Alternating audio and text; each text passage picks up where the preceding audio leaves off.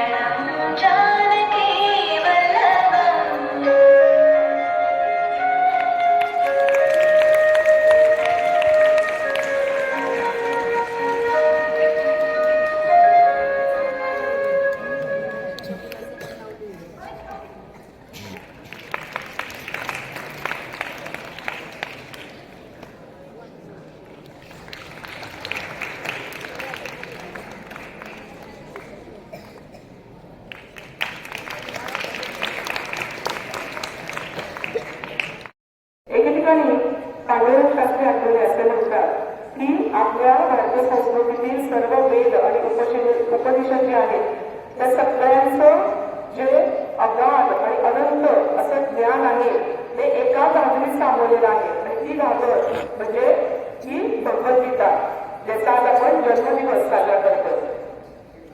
समस्त जगातील जे विविध धर्मातील, पंथातील, जातीची लोक आहेत, वेगवेगळ्या राज्यांमध्ये, भूप्रदेशांमध्ये, गावांमध्ये राहतात, जे वयाने अत्यंत लहानांपासून मोठ्यापर्यंत आहे, म्हणजे अशा विविध भाषा बोलणारे, विविध कपडे घालणारे किंवा विविध पंथातील लोक जे आहेत, तर या सगळ्याच लोकांसाठी म्हणजे केवळ भारतीयांसाठीच नाही तर समस्त जगांमध्ये असलेल्या मानव जातीसाठी ही भगवद्गीता म्हणजे आपल्या सर्वांनाच एक योग्य दिशा देणारा असा ग्रंथ आहे. धर्मानी ज्ञान याच्यात अगाध असं बनलेलं आहे. आणि त्यामुळे भगवद्गीतेचा हा जो संदेश आहे, ही जी शिकवण आहे, हा जो उपदेश आहे, तो आपल्याला जीवन का जगावे आणि कशासाठी जगावे, कशा पद्धतीने जगावे याचा बहुमोल अनमोल असा संदेश आपल्याला देतो. संत विनोबा भावेंनी देखील एक ठिकाणी म्हटलेलं आहे की आईच्या दुधावर माझं जरी शरीर पोचलं असेल तरी माझं हृदय आणि माझी बुद्धी यांचे अनंतरित्या पोषण, अधिक पोषण असं या गीतेने केलेलं आहे. इतकं मुलांना या गीतेचं आपल्या सर्वांच्या जीवनात महत्व आहे. केवळ आपल्या भारतात नाही तर भारताच्या बाहेर अनेक देश आहेत, तर त्यांनी या भगवद्गीतेचं त्यांच्या भाषेमध्ये ट्रान्सलेशन केलेलं आहे आणि या भगवद्गीतेची शिकवण ते सर्व प्रकारच्या लोकांना देतात.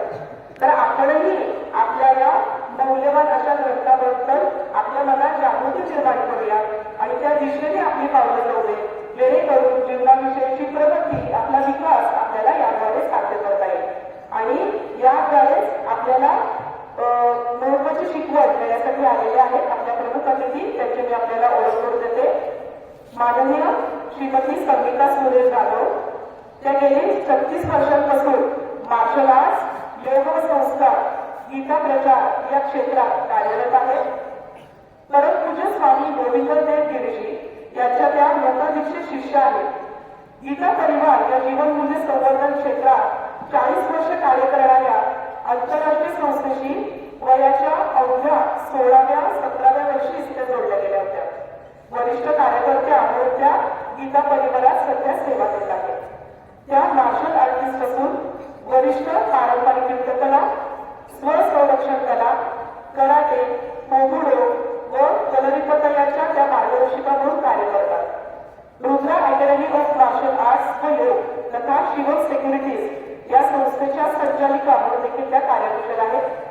वयाच्या 18व्या वर्षी ब्लॅक बेल्ट आणि वयाच्या 50शी नंतर वर्ल्ड कराटे फेडरेशनची 7th ब्लॅक बेल्ट ही पदवी प्राप्त करणाऱ्या त्या भारतातील पहिल्या महिला कराटेपटू आहेत. 1999 मध्ये जर्मनी येथील 4थ्या विश्व कराटे स्पर्धेत ब्रॉन्झ मेडल प्राप्त करणाऱ्या त्या पहिल्या भारतीय महिला विजेत्या कराटेपटू आहेत.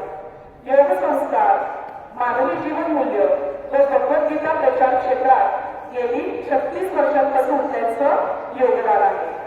त्या गीता परिवार सर्व कल्याण योग स्कायच्या प्रधान आचार्य आणि समन्विका म्हणून काम करत आहेत. संस्कृत व योग या विषयातून मास्टर डिग्री मिळवलेल्या संगीता दिदींनी 75 कोटी सूर्यनमस्कार या आंतरराष्ट्रीय संकल्पाचे दायित्व यशस्वीपणे स्वीकारलेले आहे. पूज्य स्वामी गोविंददेव गिरीजींच्या life management based on ancient Indian literature या 8 व्याख्यानाचे काहींनी मराठी भाषेतून पुस्तकरूपी लेखन आणि संपादन देखील केलेले आहे. ब्रह्मलीन योगाचार्य सुरेश जाधव सर यांनी रचलेल्या प्रज्ञा संवर्धन व ज्ञानेंद्रिय संवर्धन या योगाभ्यासाचे लेखन देखील काहींनी केलेले आहे. संपूर्ण राष्ट्रात सुमारे 3000 शिक्षकांना योग प्रशिक्षण देण्याचे बहुमूल्य कार्य कोऑर्डिनेटर म्हणून त्यांनी पार पाडलेले आहे.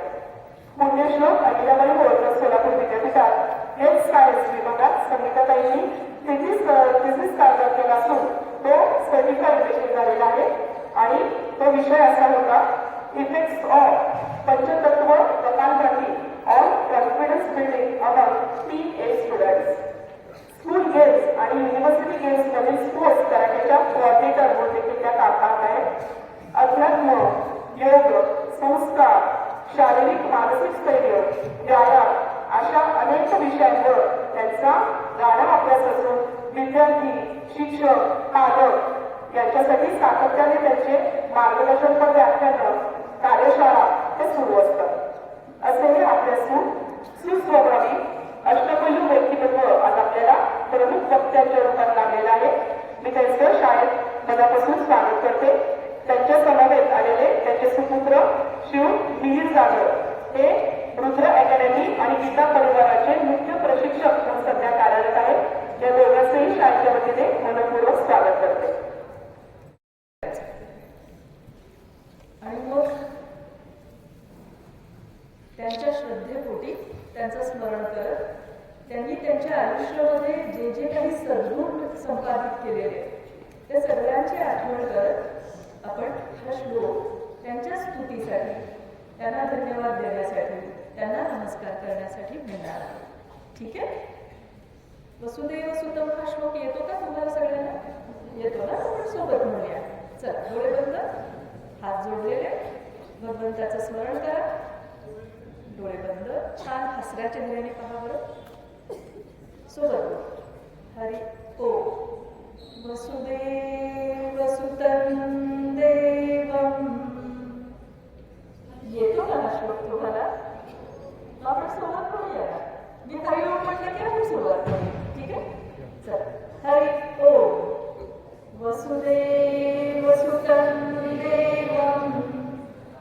सचारूढमर्दनम् देवकी परमानन्दम् कृष्णं वन्दे जगद्गुरुम्. जय श्री कृष्ण. जय श्री कृष्ण. जय श्री कृष्ण. भारत माता की वंदे वंदे वंदे. शाबास. आता फक्त मी बोलणार आणि तुम्ही ऐकायचं असं नाही करायचं आहे ना. गप्पा मारायच्या. आवडतात का गप्पा मारायला? नक्की? नाही आवडत? गप्पा मारायला आवडतं ना? हो की नाही? हां. मग मी दोन-तीन प्रश्न विचारणार आहे. बघूया तुम्हाला उत्तर येतं. येतं उत्तर तुम्हाला माहिती आहे? करूया सुरुवात? आवाज क्लिअर नाही आहे का? येतोय आवाज? छान. आता आज आपण कशासाठी इथे एकत्र जमलोय हे तुमच्या माथ्यावर तुमची बागेवाडीकर ताईंनी खूप छान आणि खूप स्पष्ट करून सांगितलं. त्यामुळे त्याच्यावर वेळ नको घालवायला आपण. आज आपण कशासाठी जमलोय? भगवद्गीता या ग्रंथाच्या बर्थडे सेलिब्रेट करायला जमलोय. बरोबर का? तुमच्या मित्रांचे मैत्रिणींचे वाढदिवसाला तुम्ही जाता नाही एकमेकींकडं? नक्की? हा? त्यावेळी काय काय करता बरं? केक कापता. बरं. अजून? Happy birthday mister. ओके. अजून? गिफ्ट देता. ओके. बलूननी डेकोरेशन. ओके. बलूनचे डेकोरेशन करता. ठीक. अजून?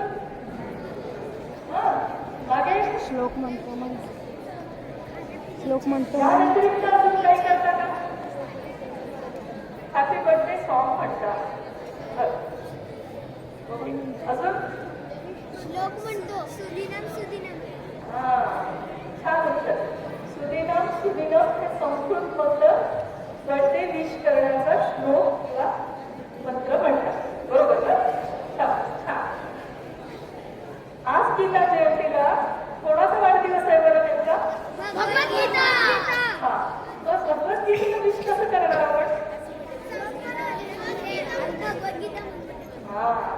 गीतेमध्ये काही अध्याय म्हणून आपण गीतेला नमस्कार करतो. आपल्यापेक्षा मोठ्यांचा जेव्हा वाढदिवस असतो ना त्यावेळेला आपण हातात हात घेऊन शेकहँड करून हॅपी असं काही म्हणतो का? तुमच्या शाळेमध्ये तुमच्या शिक्षकांचा, मुख्याध्यापकांचा, संचालकांचा जेव्हा वाढदिवस असतो किंवा जे महापुरुष किंवा वीरांगना होऊन गेले त्यांचा जेव्हा वाढदिवस असतो त्याला जयंती असं म्हणतात. त्या दिवशी आपण हात पुढे करतो आणि हॅपी बर्थडे असं म्हणतो का? काय करतो बरं नेमकं आपण? पाया पडतो. नमस्कार करतो. है ना? तर मला एक सांगा ना, जे शिक्षक आहेत त्यांच्यासाठी प्रश्न आहे. एक फॅड असं चाललेलं असतं, जयंती म्हणू नका, जन्मोत्सव म्हणा. जयंती म्हणू नका, जन्मोत्सव म्हणा असं म्हटलं जातं. हे बरोबर आहे का? शिक्षकांकडून उत्तर. What is Jayanti and what is जन्मोत्सव? हा? तुमच्या निमित्तानं मुलांना त्याचं उत्तर मिळेल. म्हणून मुलांपैकी कोणाला माहिती? अरे माझ्यावरून बघू नका. तुमच्यापैकी माहिती आहे का मुलं कोणाला? जयंतीचा अर्थ काय?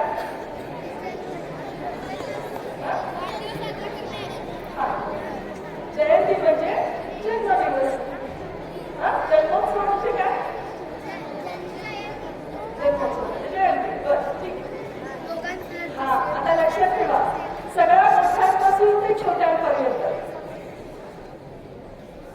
जयंती या संस्कृत शब्दाचा अर्थ आहे जी साजरा केल्यानंतर जय होतो, लाभ होतो, सफलता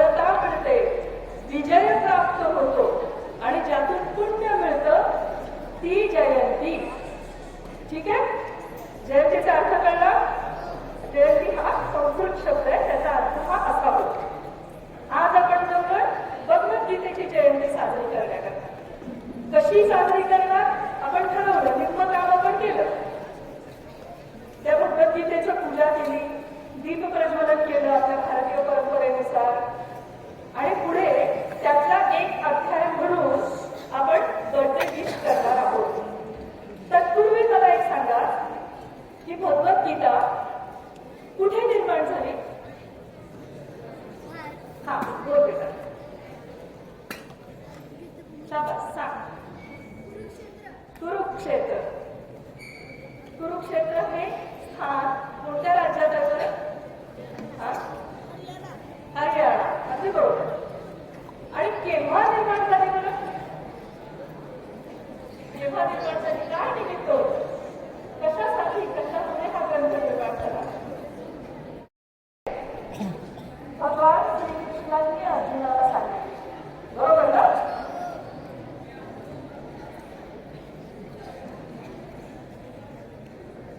का सांगितलं? असं काय झालं? समोर लढाई चालू आहे, इकडे कौरव उभे आहे, इकडे पांडव उभे आहे, आता तुझं लढणार आहे एकामेकामध्ये. भर लढाई म्हणजे असं तुम्हाला सांगत असतं ना, 45 मिनिटात तो समोर निघून परत वाद करून गेला तर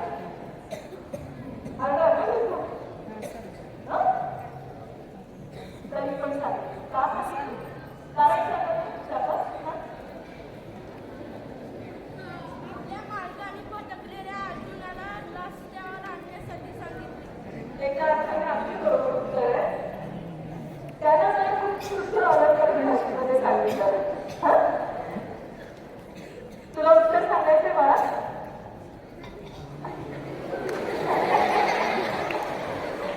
हा, सांग. हा?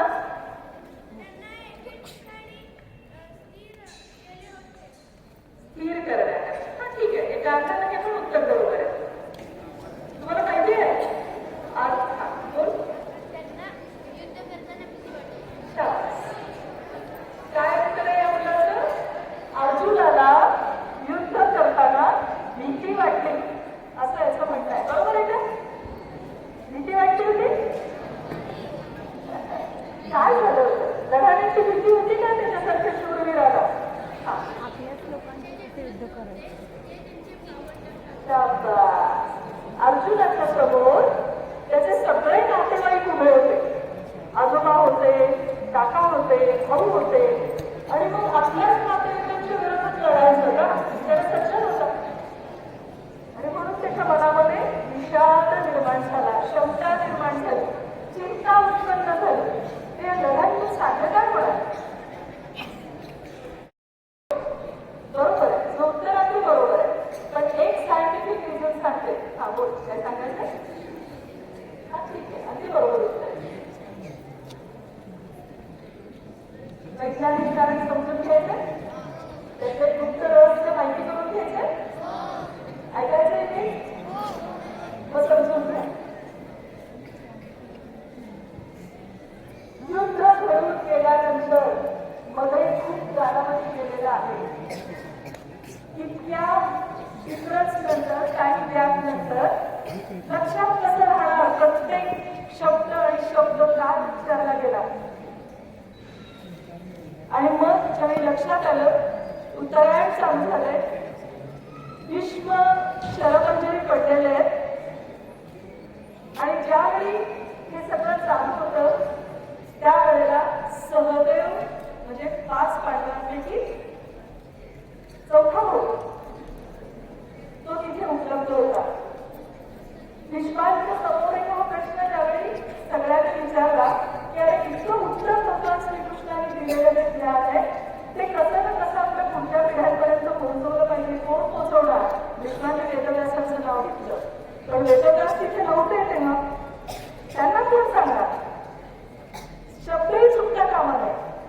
मग आलं पाहिजे लिखित रूपामध्ये, जर सापडणार कुठे? तुम्हाला माहिती आहे, सहदेवांच्या गळ्यामध्ये स्फटिकाची माळ होती. सहदेवाच्या गळ्यामध्ये स्फटिकाची माळ होती आणि सहदेव ज्यावेळेस श्रीकृष्ण अर्जुन संवाद सुरू होता त्यावेळी बाजूच्या रथामध्ये उपलब्ध होते. तुम्हाला जर माहित नसेल तर सांगते, आपल्या देवघरामध्ये सुद्धा स्फटिकाचं शिवलिंग ठेवलं जातं आणि स्फटिक हा असा धातू आहे की त्याला डिकोड करता येतं. सहदेवाच्या गळ्यातली स्फटिकाची ही माला ती तोडण्यात आली. त्या प्रत्येक मळ्यामध्ये रेकॉर्डिंग उपलब्ध होतं जे त्या संपूर्ण युद्धाच्या रणांगणाच्या सिच्युएशनला घडलं होतं. त्याचं डिकोडिंग वेगवेगळ्या केलंय, त्याचं रेकॉर्डिंग ऐकलंय आणि मग त्यांनी ते सांगितलं आणि मग गणेशांनी ते लिहिलं. अशी ही कथा आहे. लक्षात आलं? त्यामुळे ज्यांना शक्य आहे त्यांनी कुठे ना कुठे स्फटिकाचा वापर आपल्या आयुष्यात करता आला तर तो या निमित्तानं बोनस आहे तुमच्यासाठी, तो आवर्जून करायचा. ठीक आहे? पण तो सगळ्यांनाच धारण करता येत नाही. काय आणि कसं कधीतरी पुढच्या वेळी बघूया. आता मला एक सांगा, युद्धाच्या ठिकाणी घडलेली कथा आहे ना? आज आपल्याला लढायला जावं लागतं का रे? नाही लढाई करावी लागत. युद्ध नाही आपल्या आयुष्यात. सकाळी उठताना आता थंडीच्या दिवसामध्ये डोळे लवकर उघडतात आणि युद्ध नाहीये आहे ना? लढाई करावी लागते की नाही? लवकर उठण्यासाठी, वेळेत शाळेत जाण्याकरता आहे ना? आईनं, वडिलांनी, आजी आजोबांनी जर दूध पी, देवळा नमस्कार कर, व्यवस्थित आवर हे सांगितलेलं असेल तर त्या आज्ञेचं पालन करायला सुद्धा लढावं लागतं की नाही? सगळ्यांना दूध नाही आवडत. कशाचं? म्हशीचं का गाईचं? म्हशीचं दूध आवडतं. छान. म्हणजे इतकी लढाई तुम्ही जिंकलेली आहात. किती गोष्टी असतात होमवर्क गृहपाठ दिलेला असेल बाईंनी आणि ते सगळे श्लोक एका प्रकारचे मंत्र आहेत आणि ज्यावेळी आपण ते शुद्ध आणि शास्त्रोक्तरित्या उच्चारतो ना, आज ठीक आहे नका लक्ष देऊ, काही फरक पडत नाही, मला फरक पडत नाही. मला काय गप्पा मारणार, दंगा करणार, मजा करणार, नको नको नको, त्याला हवं तसं वागू द्या. त्यांना त्याचा अर्थ जेव्हा कळेल त्यावेळी कळेल. जबरदस्ती नाही, मस्त गप्पा मार, काय फरक पडत नाही. ज्यांना कळतं ना, आमच्या डायव्हर सगळ्या त्या कन्या का श्रेष्ठ करतात. 10वी 12वीला मुलीचं जास्त मार्क्स का मिळतात? आयुष्यात आजकाल तुम्ही बघितलं यशस्वी होणाऱ्या मुलांची मुलींची संख्या ती मुलींची जास्त आहे. कारण काय? कारण तर आजही परंपरांचं पालन करण्यामध्ये, श्रद्धा भावना प्रकट करण्यामध्ये, आज्ञा पालन करण्यामध्ये, कर्तव्य निष्ठेपोटी उत्तम ऐकून योग्य त्या दिशेला आपलं जीवन देण्यामध्ये मुलांपेक्षा पुढे, म्हणून त्या जास्त यशस्वी आहेत. आणि तुम्हाला जर यश मिळवायचं असेल सगळ्यात पातळ्यात तर कधी आपली चंचलता सोडावी लागते.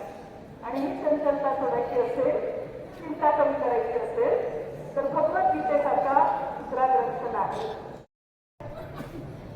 माहिती का? 8वी 9वी 10वीच्या मुलं मुली कोणी असतील तर शरीराच्या आत रक्तप्रवाह संचार करणाऱ्या किती नाड्या आहेत?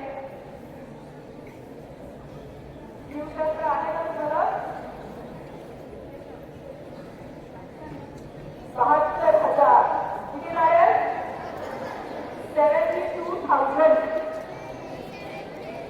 या 72,000 नाड्या एका ठिकाणाहून दुसऱ्या ठिकाणी जाताना एका चौकामध्ये 6 ठिकाणी मिळतात, एकामेकाला भेटतात.